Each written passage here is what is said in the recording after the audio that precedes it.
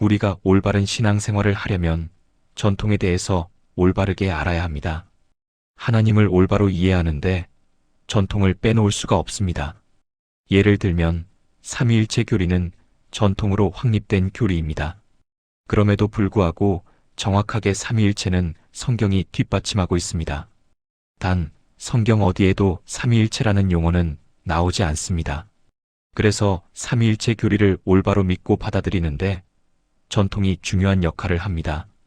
기독교 2000년 역사 동안 구원의 교리, 말씀에 기초한 생활, 십자가의 능력으로 살아가는 생활, 믿음으로 살아가는 생활, 오직 은혜로 사는 생활, 성령과 동행하는 생활 등은 성경 어디에도 이러한 용어들이 없습니다. 그러나 정확하게 성경을 토대로 전통이 밝혀낸 위대한 진리들입니다.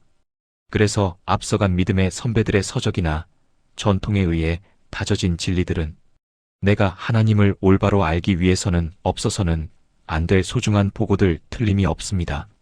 그런데 어떤 사람이 아직 2000년 동안 한 번도 깨닫지 못한 새 진리를 성경을 통해 발견했다고 오늘날 주장한다면 일단은 의심해보는 것이 좋습니다.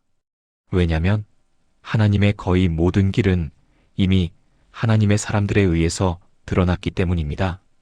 이 점을 이해한다면 주위의 많은 이단을 쉽게 분별할 수가 있습니다. 문제는 전통을 성경 위에 놓을 때 문제가 생깁니다. 다만 이렇게 중요한 전통이라 할지라도 항상 성경 아래 있어야 합니다. 즉, 이 말은 늘 성경의 전통을 비추어 보아야 한다는 말입니다. 다시 말해서 성경을 가지고 전통을 해석하고 분별해서 적용해야지.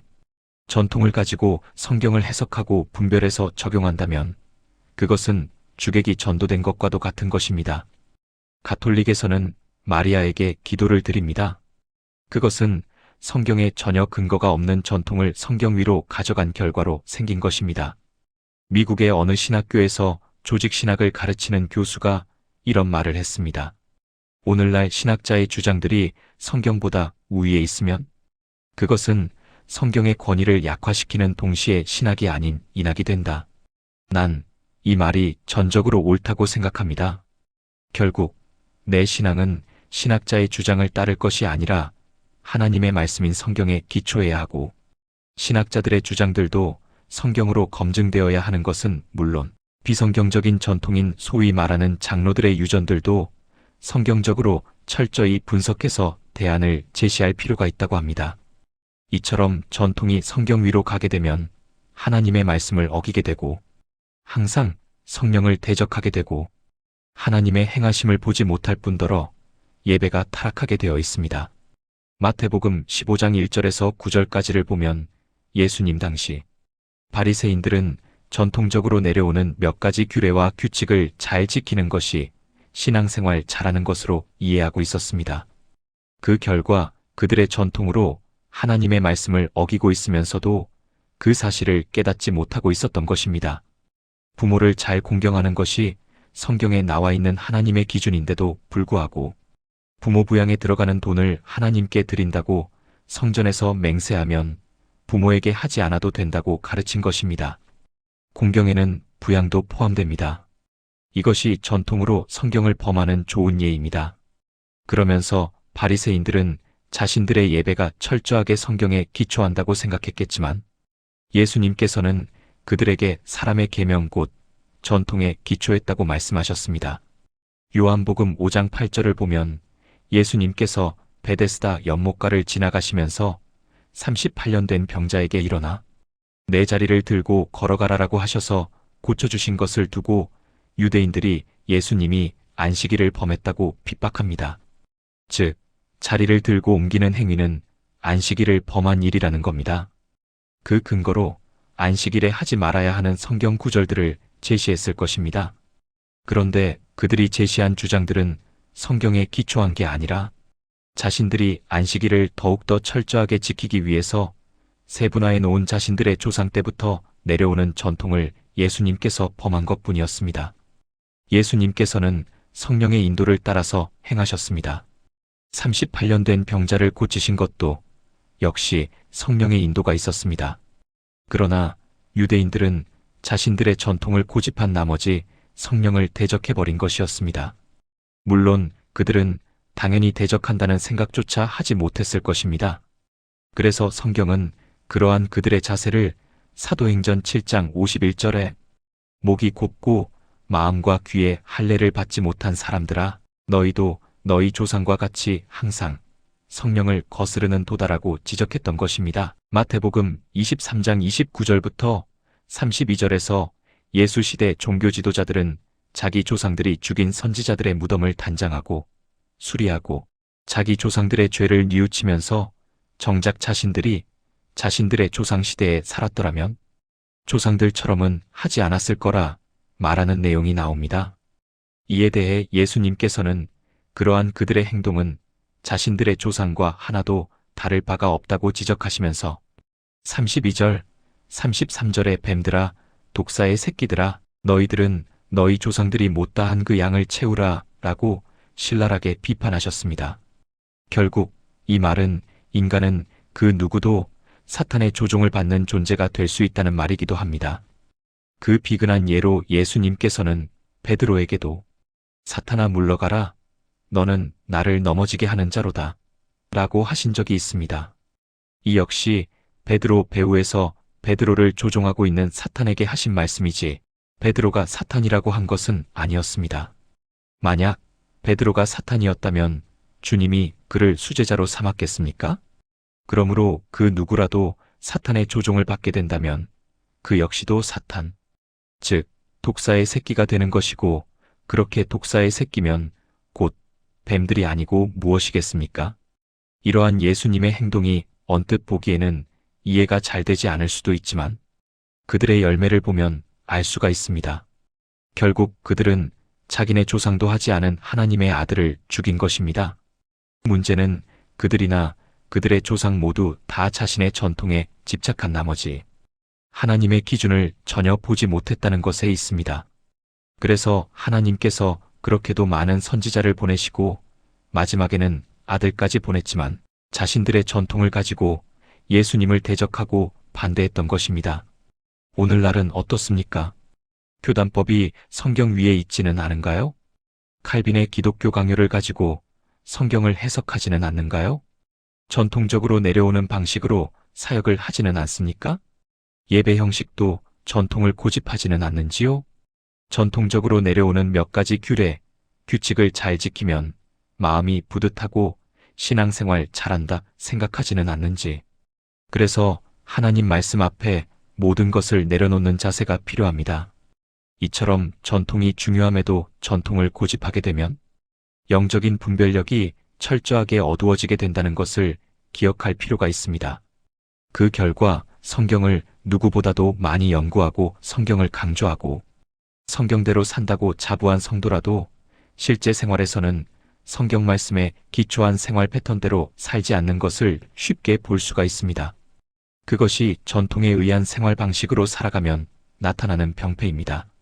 그렇기 때문에 전통의 중요성을 알면서도 성경 말씀에 기초한 생활 패턴대로 살아가려면 성경 말씀 앞에 모든 것을 내려놓는 자세가 필요합니다. 성경 말씀 앞에 내려놓는 자세란 주님, 정말 주님이십니까? 라는 자세로 모든 하나님의 인도를 하나님의 성경 말씀에 비추어 보는 것을 말합니다. 그래서 하나님 앞에 모든 전통을 내려놓고 하나님의 성경 말씀이 그렇다고 하면 순종하고자 하는 마음으로 납작 엎드리는 자세가 성경 말씀 앞에 내려놓는 자세입니다. 마태복음 11장 2절에서 6절에 세례 요한이 옥에 갇혔을 때 예수님이 하시는 사역에 대해 제자들에게 듣고 제자들을 예수님께 보내어 예수님께서 오시기로 한 메시아가 맞는지 다른 사람을 또 기다려야 하는지를 묻는 내용이 나옵니다. 요한의 이 질문이 좀 의아하게 생각되기도 하겠지만 사실 세례 요한은 누가복음 1장 39절, 40절에 보면 예수님과 친척이기도 하고 어렸을 때부터 아는 사이였습니다. 또한 세례 요한은 요한복음 1장 31절에서 33절에 보면 하나님으로부터 직접 예수님에 대한 계시를 받은 것을 알 수 있습니다. 그래서 누구보다도 열정적으로 예수님을 증거했던 것입니다. 그런 요한이 어떻게 예수님께 이런 질문을 할 수가 있을까? 마태복음 11장 2절을 보면 요한은 옥에서 예수님이 하신 일을 제자들을 통해서 들은 것을 알 수 있습니다. 그러나 예수님이 하시는 그런 일은 자신이 생각했던 메시아관하고는 너무나도 달랐습니다.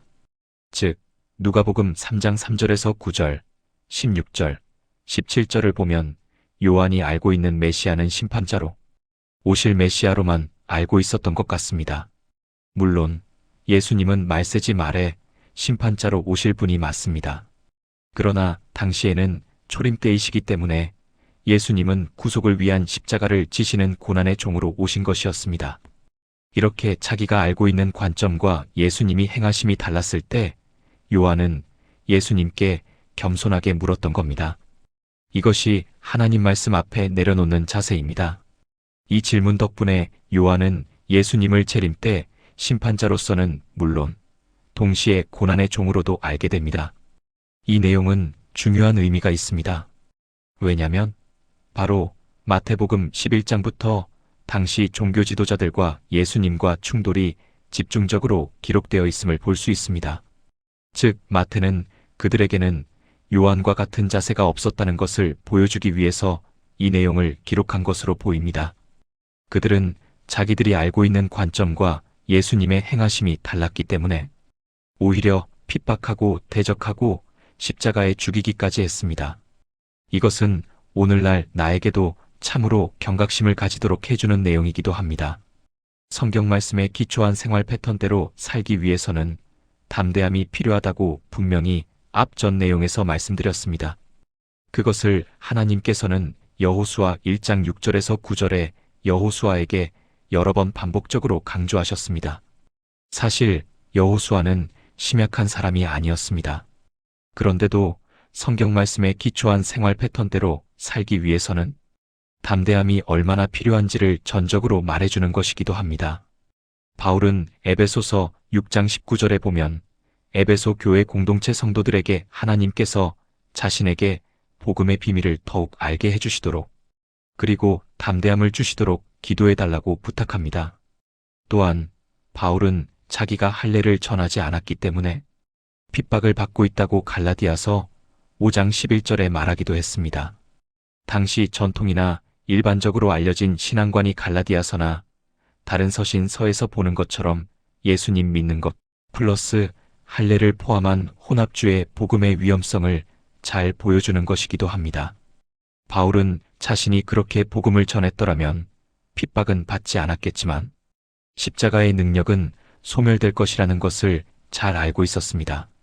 갈라디아서 5장 11절에서 말하는 십자가의 걸림돌은 십자가의 능력을 말합니다. 결국 바울은 당시 일반적으로 알려진 신앙관과 전통과는 전혀 다르게 오직 그리스도의 복음만을 전하기 위해서 담대함이 필요했던 것입니다. 갈라디아서 2장 11절에서 13절의 내용을 보면 베드로가 이방인 성도들과 식사를 하고 있을 때 예루살렘에서 유대인 전통을 그대로 따르고 있던 기독교인들이 안디옥을 방문하게 됩니다.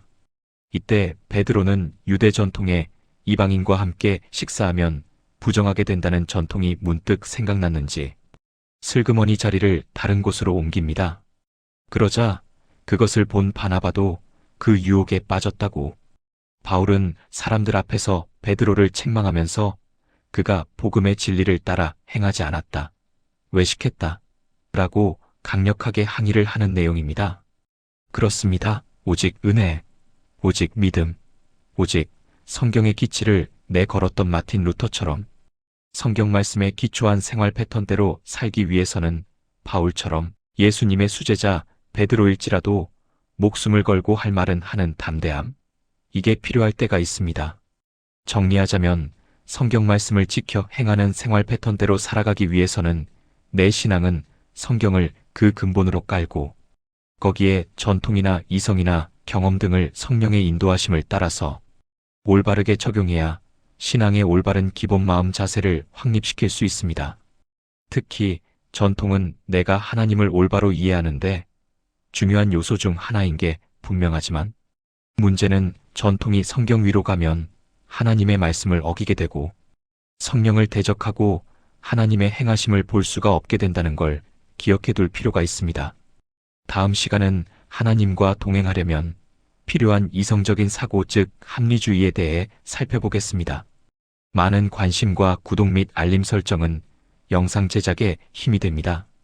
감사합니다.